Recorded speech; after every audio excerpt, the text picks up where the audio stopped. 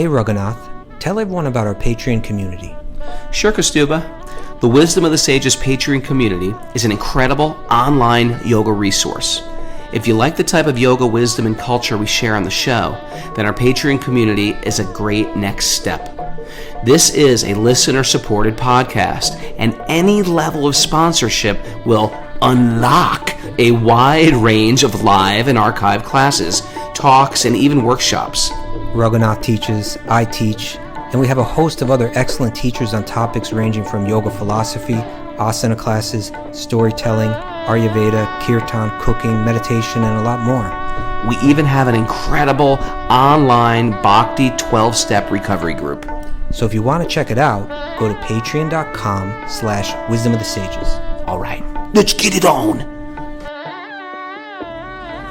Om Namo Bhagavate Vasudevaya.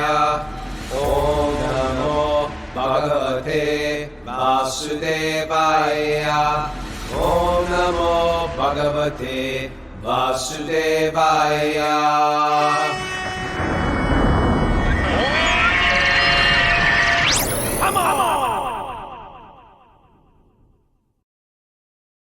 Live from Moorestown, New Jersey.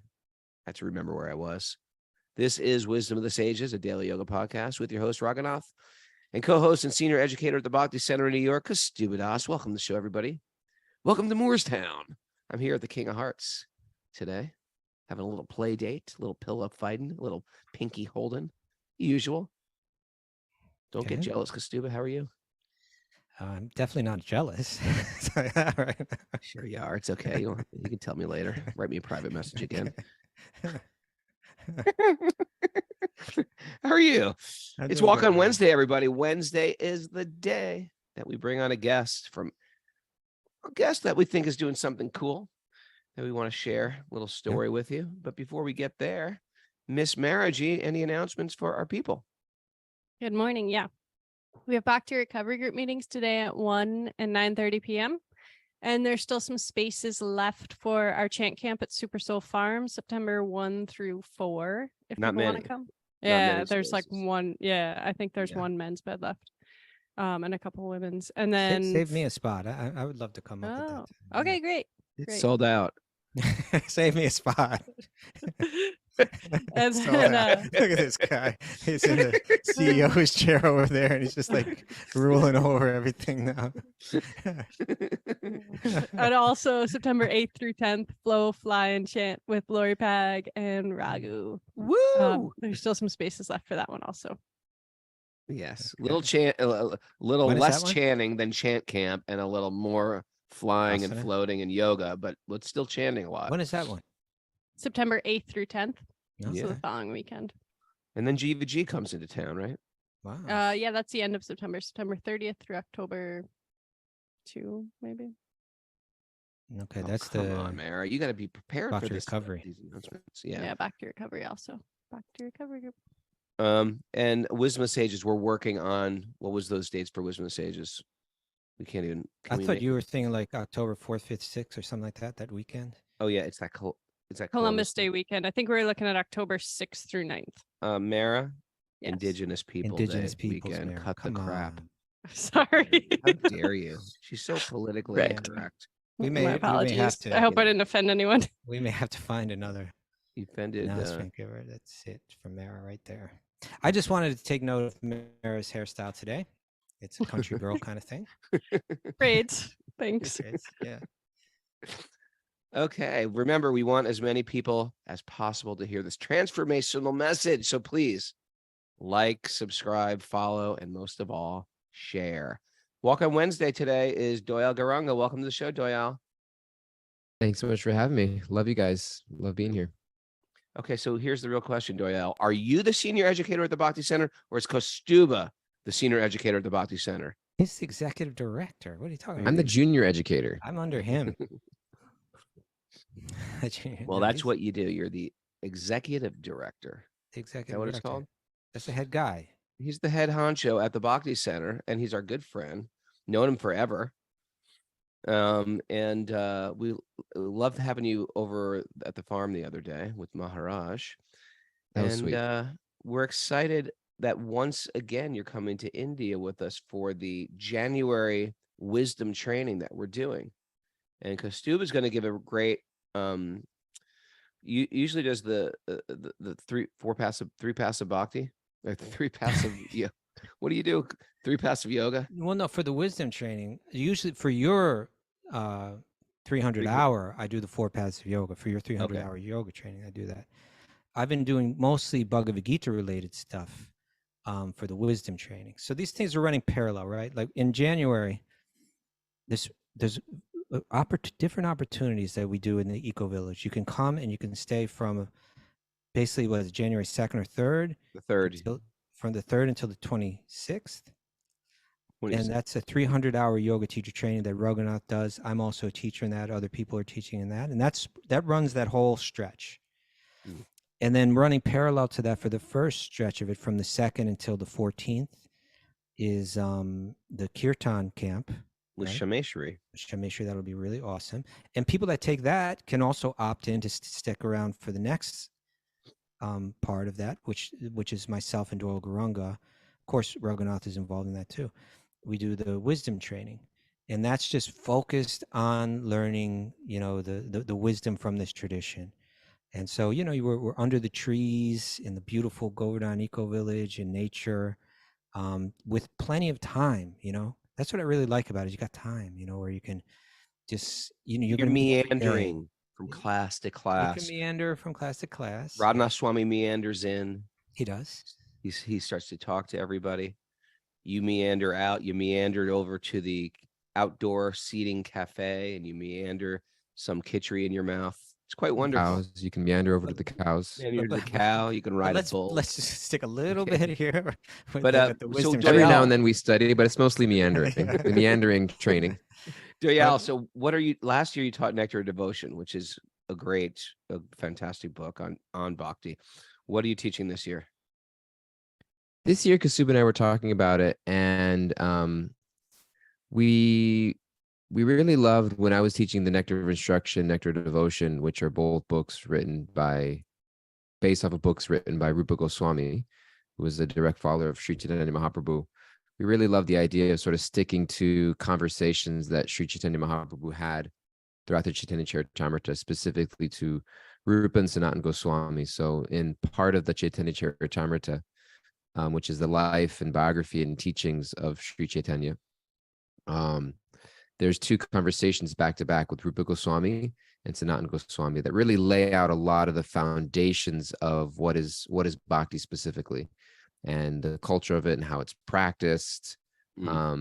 And so we're gonna explore those 2 conversations, just selected passages and sections of. There's about 4 or 5 chapters from the Chaitanya Charitamrita where there's conversations between Rupa and Sanatana Goswami that we're going to dive into, and it's going to be a lot of fun, a lot of exploration, a lot of reading and discussing.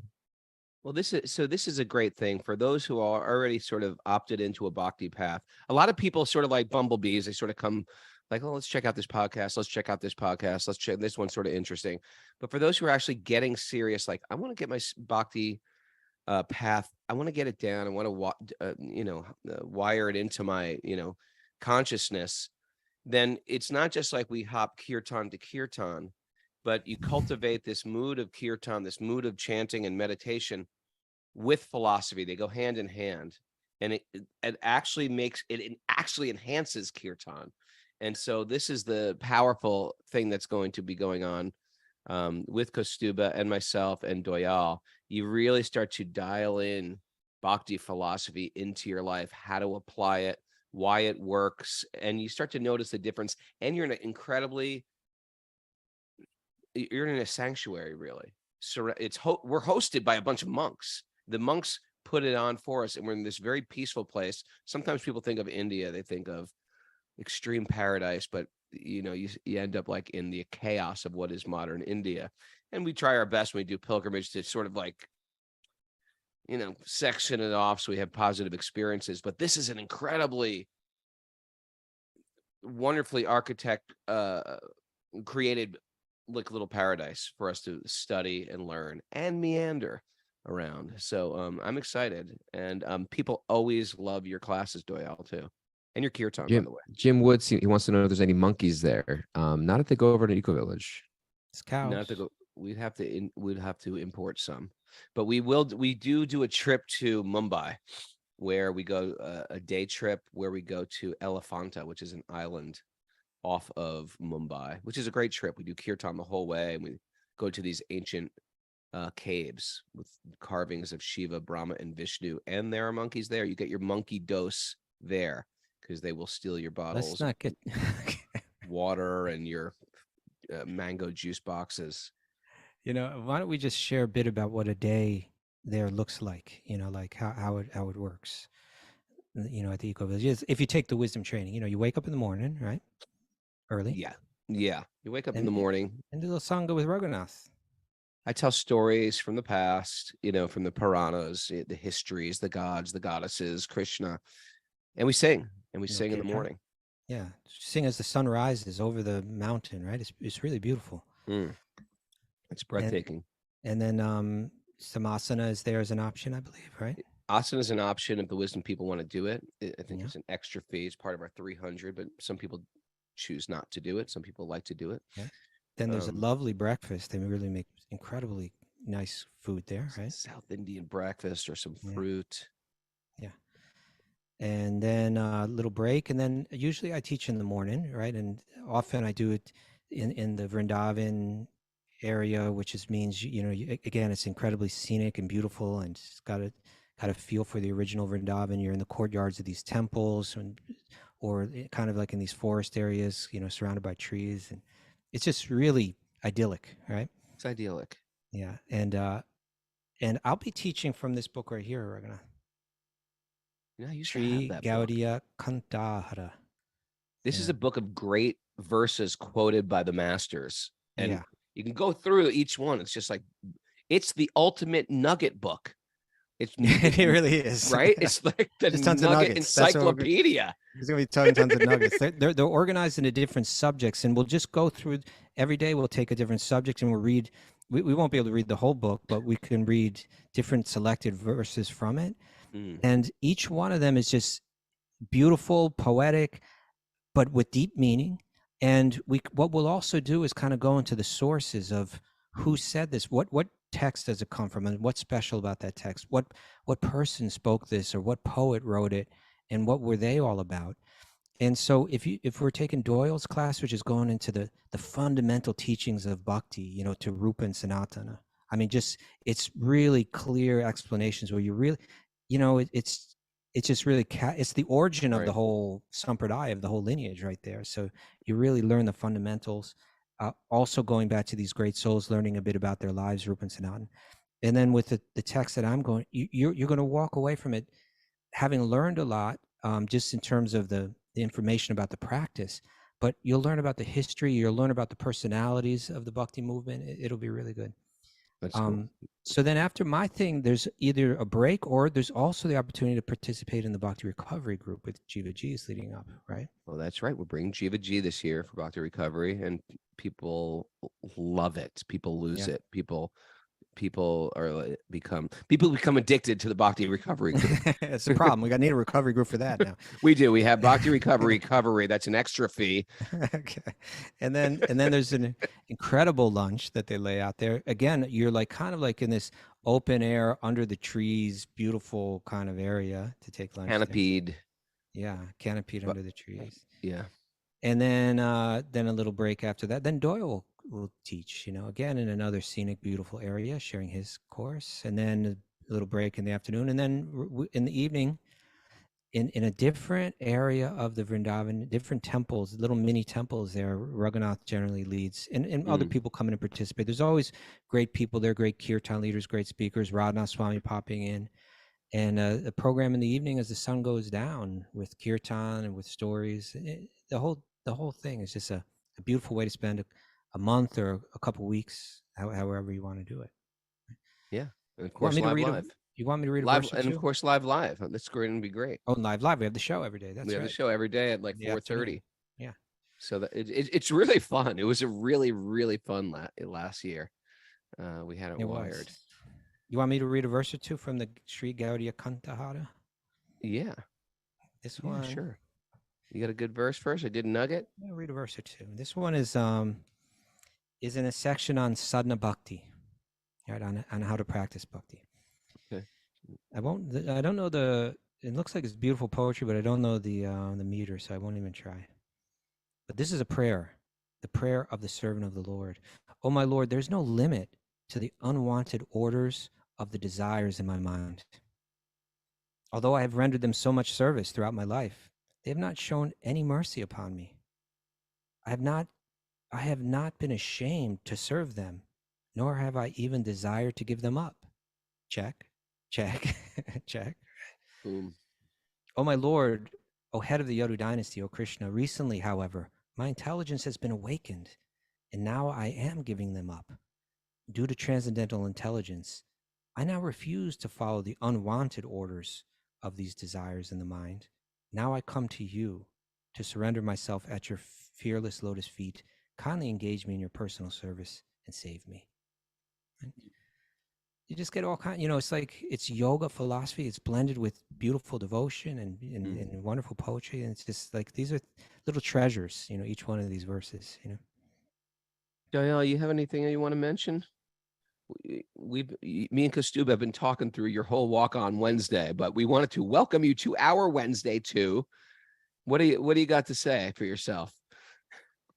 I love everything you guys are sharing. I think that, we've done this wisdom training twice. We did the first one in 2020. It's where Wisdom of the Sages was launched and born. The podcast 2020. existed in a different form before that, but the first official episode was at the Governor Eco Village in 2020. Yes. And then we missed 2021. In 2022, we went 2023. So we've been twice. And I think that in addition to all of the study that's there, you also get what I experience and what people share with me. And one of the feedbacks I got from somebody once in another trip I took to the Governor Eco Village is that they said that this is like a standard of how humans are meant to live. Real life, yeah. Yeah, and the way people treat each other and the way that you kind of you structure your day and your schedule. It's like an early morning rising and you're doing spiritual activities, like you're setting that, by 8:00 you're already like spiritually surcharged, and then you're nourished during the day through healthy meals. Everybody's at a high level of consciousness and interacting with each other in a mood of service. Everybody that's there at the Eco Village, it's the entire micro society of people that live to serve. Micro society. A micro society. It's like a little bubble micro society of people that are living to live to serve in harmony with each other, God and nature. And you're just observing that. You get swept up in that. And you really experience the power of association and environment, and how much it really just uplifts you and brings the best out of you. So in addition to what we're sharing and teaching in the classes and the sessions, you also just experience a tremendous upliftment of positive association and environment that leaves a huge impression on the mind and the heart that we try to take back with us. So that's the whole other big, massive experience that's part of it. They can't get it anywhere else. Now, Mara, where can people go to get more information or to register for this? wisdomofthesages.com, and then click on events. And I'll also link the tab in the show notes. All right. That's beautiful. Doyle, we love you. Love having you in my life. Love having you on the show. You're part of our family. If you were here right now, I'd put out my pinky and reach out for your pinky and lock them in together. What do you think about that? There you go. Let's do it in India. Let's do it in India. All right. Dive into the show now. Narayanam namaskrityanam chaivanarottamam devim saraswatim vyasam tatojayam udirayat. Before we start in the Srimad Bhagavatam, which is our very means of conquest, one should offer respectful obeisances to the Supreme Lord Narayan. Unto Narayan Rishi, the supermost human being. Unto Mother Saraswati, the goddess of learning. And to Srila Vyasa, the author. Nasta prayeshva badreshu nicham bhagavat sevaya bhagavati uttama shloke bhakti bhavati naishtaki. By regular attendance in classes on the Bhagavatam and by rendering service to the pure devotee, all that is troublesome to the heart will become eradicated. And loving service to the Supreme Lord, who is praised with transcendental songs, will be established as an irrevocable fact. Om Gyana Timarandasya Gyananjana Shalakaya Chakshurunmadatam Yena Tasmai Shri Gurave Namaha. I was born in the darkness of ignorance. My teachers are opening my eyes with the torchlight of knowledge. I offer my obeisances at their lotus feet. Yeah. Ooh. Okay. All right. Reading from the Srimad Bhagavatam. Oh, you know what? Where we at? Where are we at, Miss Mara? Reading from Canto 6, Chapter 1, Text 13. Text 13. Oh, yeah. This is the one, text 13 and 14. I remember memorizing this verse In the Brahmacharya ashram. in the Brahmacharya ashram. Prabhupada would quote this verse often. The first, at least the first one, right? Text 13. You wanna chant the concentrate the Sanskrit? mind. Chant the Sanskrit for the first one. You want to chant the Sanskrit? Why don't you chant the Tapasa Sanskrit? brahmacharyena shamena cha damena cha tyagyena satya sauchabhyam yamena niyamena va. Pretty good. That's all right? Concentrate the mind. One must observe a life of celibacy and not fall down. One must undergo the austerity of voluntarily giving up sense enjoyment. One must then control the mind and senses, give charity, be truthful, clean, and nonviolent. Follow the regulative principles and regularly chant the holy name of the Lord. Thus, a sober and faithful person who knows the religious principles, the Dharma, is temporarily purified of all sins performed with his body, words, and mind. These sins are like the dried leaves of creepers beneath a bamboo tree, which may be burned by fire, although their roots remain to grow again at the first opportunity. Okay. So, Interesting. the context, right? We began this chapter yesterday, and we have a really interesting conversation here going on here, Raghunath, right? Yeah. We've got Maharaj Parikit, the questioner of Srimad Bhagavatam, asking Shukadeva Goswami, the one that's telling the stories and giving the answers.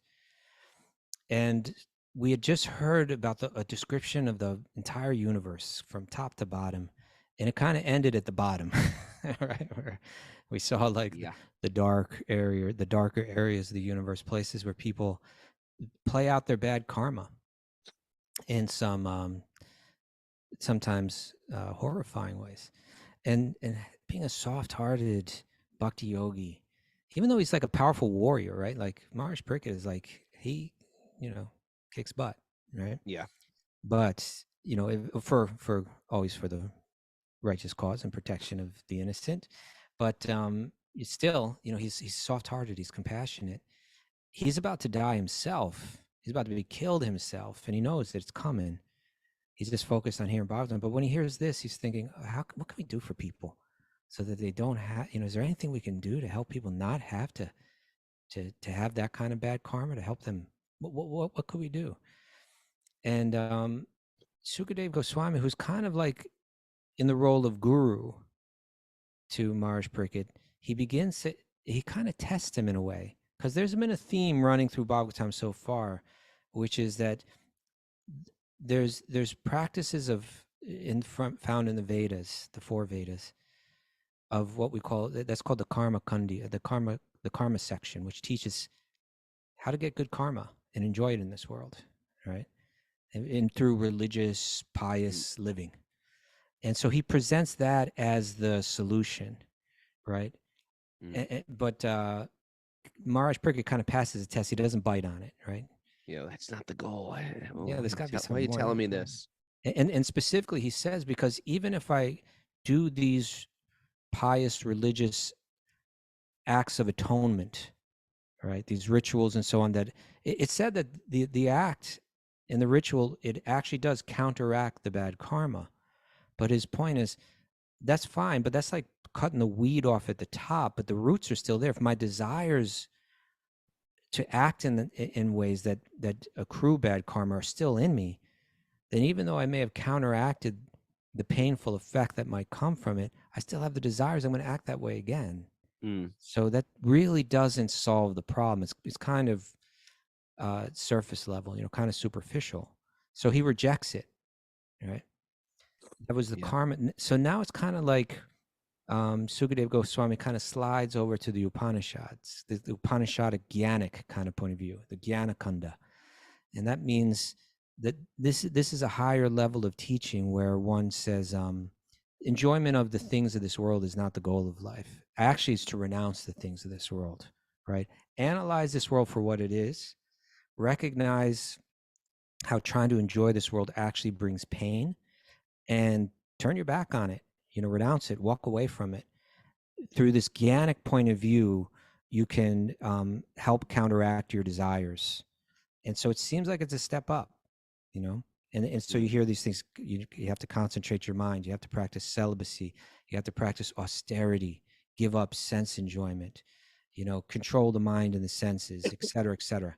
This is like the path of a jnani.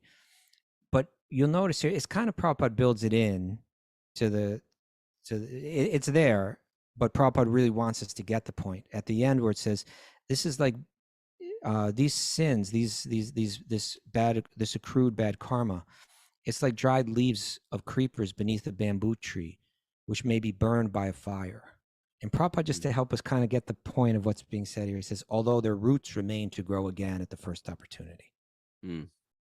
Okay, so it's similar to the previous one. Even though it's a more refined teaching, it's a more enlightened teaching, it still hasn't gotten to the very root of material desire.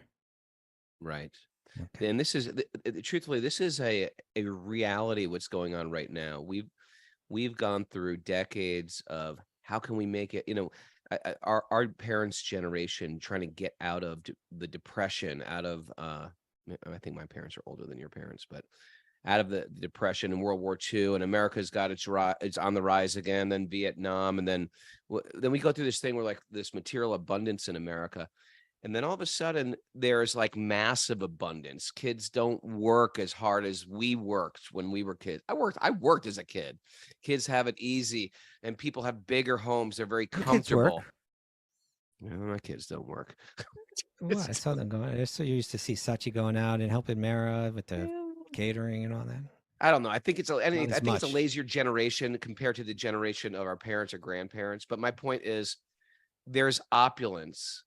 And sometimes when you get a lot of opulence, you almost get disgusted with it. And I think this is the trend now. People are downsizing.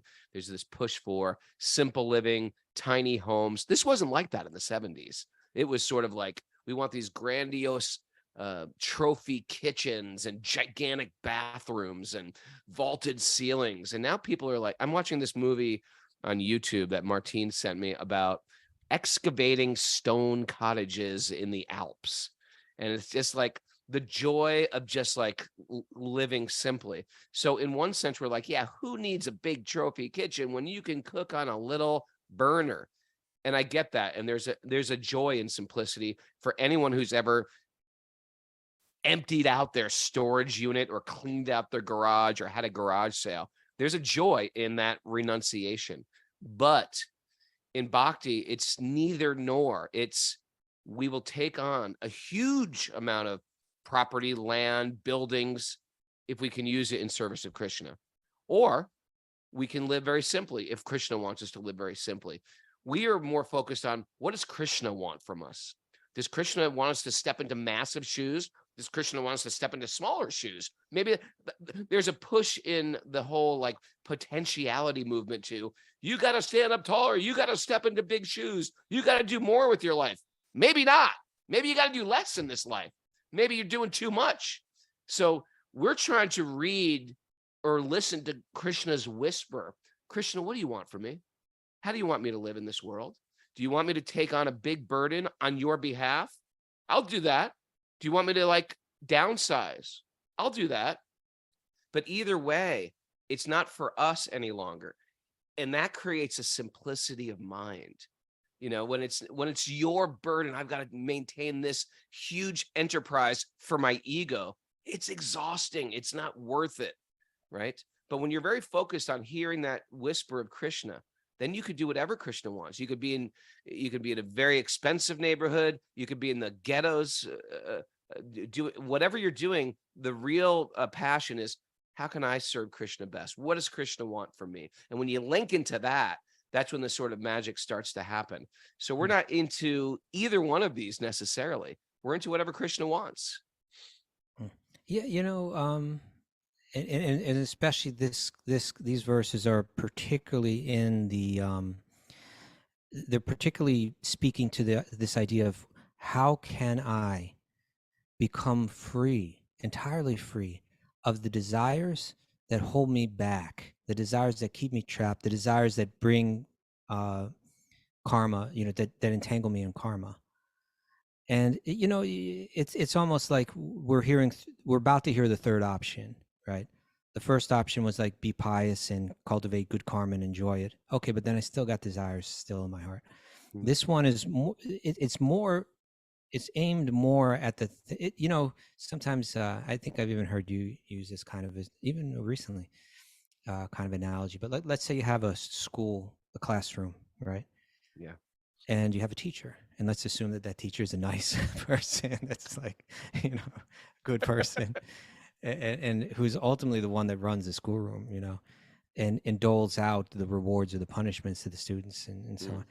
And so, if one student is in that room and they're just trying to exploit the situation for a selfish purpose and just trying to enjoy separately from the rest, then, there's a punishment that may come, and or they may even be causing a disturbance. And then someone else may be like, they're not causing disturbance, but they're just not participating. They just renounce the whole thing, but the student that's actually connected is the one that's like connecting with the teacher, connecting with the one with the kind of the center of the whole class and everything like that.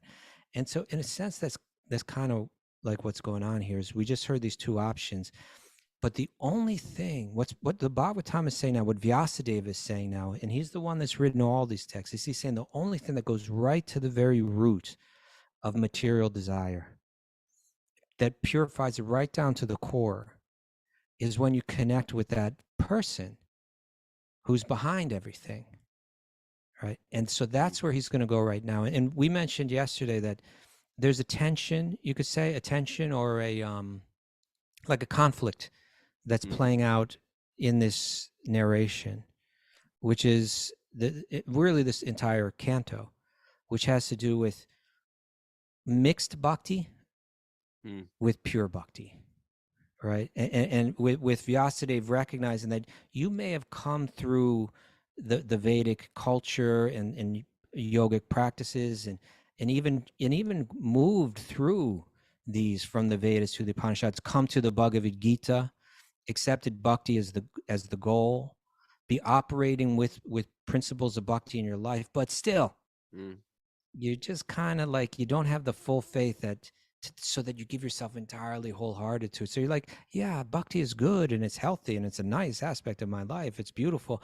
And I still kind of, want to mix in a little bit of karma or jnana with it, because come on, is just chanting these names, is that everything? And he's trying to say, no, try to understand that this is like the third rail of spiritual practice. It's got power. It's got incredible power. And so so that's where we're going to get now. Now there's an indication that Maharaj Pariksit was still not happy with that presentation of how to deal with material desire. He's still looking for more. In text 15, being satisfied that sometimes if you want to know if someone's really understanding what I'm saying, you got to throw something out there that's a little off and then see how they respond. See if they correct them, see if they Yeah. correct it, or you sort of waken them up a little bit. You guys listening to me here? Yes. Yeah. So by giving two wrong answers, and seeing that Maharaj Pariksit was not satisfied with him, he's like, okay, he's ready to hear it now. And now we get that in text 15, 16, and 17. Here's 15. Only a rare person who has adopted complete unalloyed, right? It's like an alloy is a blend, an unalloyed devotional service to Krishna Pure can bhakti. uproot the weeds of sinful action with no possibility that they will revive, right? This is gardening stuff, Mara. right? He can do this simply by discharging bhakti, devotional service, just as the sun can immediately dissipate the fog by its rays. Mm. That's beautiful analogy. Yeah, so it's saying he can do this simply, with nothing else. No practices of karma, not even practices of jnana are necessary. Simply through devotion, you will do what these other practices may aim to do, but don't do with such completeness, right? That when one from their heart like entirely loves God, even before that, even as they're practicing it, the practice is so powerful because it's focused exactly directly where all of these teachings are meant to go. Like in the Bhagavad Gita, Krishna will say, we read it recently when we were reading the 15th chapter, right? Vedaischa sarver aham eva vedyo, Vedantakrit Veda Vedeva chaham, right? By all of the Vedas, all of these texts, what's to be known is to be Krishna, to love, to get right back to that original source with love. That's what we're designed to do. When you start to practice that, purely focused entirely on that, those desires, those material desires just get burnt up, right? Just like right to the core, right to the root. And that's the point, that they won't keep coming back. It's exciting. And as we get sincere, Krishna sends us little impetuses to let go of the karma, the jnana, and not just the karma and the jnana, but the bhakti. I want bhakti, but I want bhakti too. Yeah. Bhakti is, how can I enjoy the material world? I like the material world. It's sort of fun. Yeah. Huh? That's the karmic approach, that I want to enjoy the things. Right. Of this world. Yes. Yeah. So you want to enjoy the material world, mukti, I want a devotional service, but I want to have a little fun, Or and the mukti. interesting thing is, pure devotional service is actually very, very fun. Yeah, it is.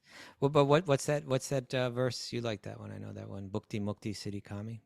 What is it? Oh yeah, Krishna bhakti niskama sakale shanta, bhakti mukti siddhi kama sakale ashanta. Right? Yeah, that if you desire bhakti, mukti, and siddhi, siddhi means the yogic mystical powers. Yeah. You'll never be satisfied because they're all desires, and desires won't satisfy you. The only person that can be satisfied is a person who has Krishna bhakti, because it's niskama. You have no more desires, no material desire. Yeah. All you want to do is serve Krishna, so therefore you're happy with whatever you get. Krishna bhakti. Okay, we're getting everything today. Okay, Krishna, if that's what you want. Hey, I'm taking away everything from you today. Okay, Krishna, if that's what you want. It's the only way to find peace. Oh, so they're saying those who have material desires, wanting bhakti, mukti, or siddhi, you cannot be satisfied in this world. You'll never find peace. You're disconnected from. It's like a leaf disconnected from the tree. I have my independent ideas about what's going to make me happy. No, the leaves. Right. It's the leaf's satisfaction and happiness is in connection to the tree. And the Krishna Bhakti is saying, I just want to connect. I'm not interested in enjoying this world. I'm not interested in renouncing this world. I'm not interested in having mystic powers in this world. I just want to reconnect. It's interesting because most of what we know from the material world is we're bhaktis. We just want fun in this world. But no, not even that. Even all these other yogic traditions, bhakti, mukti, those who just want peace in this world, they want to escape the pain from this world. And then siddhis, those who want to become mystics, they won't become satisfied either. Why? Because it's still about them. It's still all about them. And this is the difference between materialism and spiritualism. Right. Materialism is, it's about me. And spiritualism is it's about you, Krishna. It's about the center. I'm just a satellite. I'm just tiny. I'm just part of something bigger. I don't have to find my validation in who I am. And I'm this person and I'm going to be a yoga guy. No, I'm a tiny servant of yours, my Lord. All right. Okay. That's where I find my significance. There you go.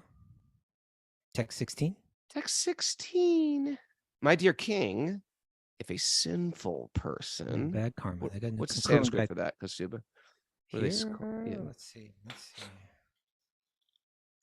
Sinful person engages. So much. Agha van. Van means one who possesses, right? And agha means like... sin isn't the best. It's like a Christian word and has bad connotations. We always retranslate it's like it. a bad karma, someone that's possessing bad karma, someone that's possessing the tendency to accrue bad karma. To make some poor choices Yeah. My dear king, if a sinful person engages in the service of a bona fide devotee of the Lord, Oh, yeah. and thus learns how to dedicate his life unto the lotus feet of Krishna, it's sort of like everybody here, he can become completely purified. Completely. Not Completely partially. purified. Completely. One cannot be purified merely by undergoing austerity, penance, brahmacharya, and other methods of atonement I have previously mentioned. So those, if you do penance, if you practice celibacy, if you go into fasting, those appear like, well, now I'm purified. No, those are like the dried leaves growing underneath the bamboo tree. Very quickly, they'll come back to life. Yeah. This is how to do it right here. And not that you will just become more evolved. You will actually become purified. Yeah. It's not like there is like a divine being, the guru, and then there's you, this low life train wreck of a person. You actually can evolve. And people, and I've heard people even within this tradition say, well, there's only one guru, and then Prabhupada's the only guru, or my guru is the only real guru. That's not true. That's not true. The fact is, the guru empowers you also to evolve. And you can tell that because you're evolving. And you can notice it in yourself. You can tell it. You may not evolve as fast as you want, but we actually transforming ourselves. We're actually evolving. And what would that guru be if he doesn't give you the ability to transform yourself also? I had to go on that. I had to go on that tangent for some reason. Okay. That's fine. Now, with this text 17, these 3 verses, this here is a large part. We described that this 6th canto is about poshanam, right? Which means Krishna's protecting us. Krishna wanting to help us, to protect us as we move through this, or save us in a sense from this entanglement in the material world. He's saying that in all of these texts that I've written before, I've given different practices that can purify you, that can take you forward. But what I want you to understand is, when I was mentioning about bhakti, I want you to understand that that's where it all goes, and that's the most powerful and effective, direct method. And he knows when Vyasa is revising the Bhagavatam, he knows that there's all kind of yogis and all kind of gyanis out there that are thinking, but hold it, isn't bhakti kind of like a sentimental thing? Isn't that kind of like for the old grandmothers who just like have their little altar and they're not really serious songs? Yeah, they're not They're really not so like philosophical. They're not so deep. Yeah, they're not so intelligent. They're They not cry at their they're altar. emotional. They moan, something fall on the floor. It's a good thing, but it's not. It's not the highest. jnana. The highest not thing is being a deep academician, academiologist. Yes. So these, what he's going to say, even like specifically right here in this next verse, is get it through your head. This is the conclusion of it all. The greatest philosophers know this, right? The greatest renunciates actually know this, that when you give yourself entirely to that source of everything, you detach yourself entirely from everything of this world, naturally, spontaneously, without separate endeavor. Understand, those old ladies, they're onto something here, right? They may be far more spiritually, deep than the guy that's living in the cave in the loincloth, that whose heart hasn't softened to connecting with that supreme being. We love those guys in the caves, though, don't we? He's in the cave. He must be a pure devotee. It's a romantic. He's in the cave. Image. Look, he's wearing a rag. He must be a liberated soul. He may be, but he may not be. Right. Exactly. We we like the concept. Or he may even be extremely renounced, which is admirable on one level, for sure. Yeah. But if his heart hasn't softened, then he really hasn't understood what life is all about. And that's where these things are meant to take us. So text 17, this is an important message. And in text 17, it's what he's consciously doing, what Vyasa is consciously doing, is he's juxtaposing bhakti with the other methods that he's presented in the earlier literature. And very clearly he's saying, it's here, guys. This is where it all goes. Text 17. The path followed by pure devotees who are well behaved and fully endowed with the best qualifications is certainly the most auspicious path in this material world. It is free from fear and it is authorized by the Shastras. Okay. Right. The path followed by pure devotees. Pure. They don't have any of these. They're not focused. You know what? It's interesting ones. Right? Like with this term pure devotee. Right.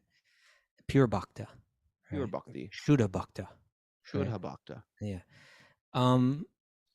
When we say it, I think the first thing that comes to our mind is like if you want to like kind of like if you're going to have a dictionary definition, that it means someone who's a bhakta, someone who's a bhakti yogi, someone has Krishna established as the very goal of their spiritual practice, that develop or let's say someone who has love for Krishna is a pure bhakta, right? They're no longer, their mind, their heart is unalloyed now, pure. It's not there's no material concerns or desires blended into their awareness, right? So they're pure. That's a very high standard. But once, like in the earliest days of the Krishna consciousness movement, one devotee asked Srila Prabhupada, there may be like, well, someone asked Srila Prabhupada, like, how many pure devotees are there in the world, right? Yeah. And Prabhupada, do you know what he said? No, I don't know. He said, well, how many people are in our Krishna consciousness movement right now? And I think he said, I think it's about 200. And Prabhupada said, well, then there are at least 200 pure devotees in the world. And so what that means is that perhaps all 200 of those totally beginners, right? Like these are like total absolute beginners at this. Perhaps they had not entirely purified themselves of their awareness of all mundane concerns and all material desires and all separate desires, But the point is that they understood clearly what pure devotion was, and they had no other intent in their spiritual practice. They were not practicing for the things of this world, and they were not practicing with the goal of relief from the sufferings of this world. They were practicing entirely to develop prema, Krishna prema, pure love. And in that sense, they're pure devotees. Sure. If you're driving your car into the car wash, you can't really say your car's dirty any longer. You know what I mean? We're walking we're stepping into the shower. We're no longer dirty. It's a nice way to look at it too. And it's encouraging to say it like that too. And so he says the path followed by pure devotees who are well behaved and fully endowed with the best qualifications is certainly, he's saying here, we're not saying bhakti is like better than, he's saying it. The person that gave us all the teachings on jnana and karma right here in his conclusive text is saying that it is certainly the most auspicious path, right? And then he says this, it's free from fear. And it is authorized by the Shastras. This is, if you're like a kind of like an academic that's crossing all the T's and dotting all the I's, and you want to make sure that this is real and it's not just some sentimental thing that someone's come up with. He said, no, this is authorized in the Shastras. And free from fear means that, like, for instance, I could practice the other two paths. They're difficult to carry out. Even the path of karma, where like if you really want to do this on this high level, you're doing these like technical if you don't chant every mantra just right, you don't get the right result. And these things will be discussed as we move forward, and in the Bhagavatam. Or on the path of jnana, if I just don't have the strength to let go of everything, right, then I'm nowhere. Whereas when you practice bhakti, it's free from fear. Even the smallest amount of moving in that direction, of desire to move in that direction, has tremendous benefit, even if you're lacking qualification. There's a beautiful verse that comes up later in the Bhagavatam, Ravanath, in the 11th canto. I always really love this verse, and it speaks exactly to this point. It says, Yan ashtaya naro rajan na pramadyeta karhichit.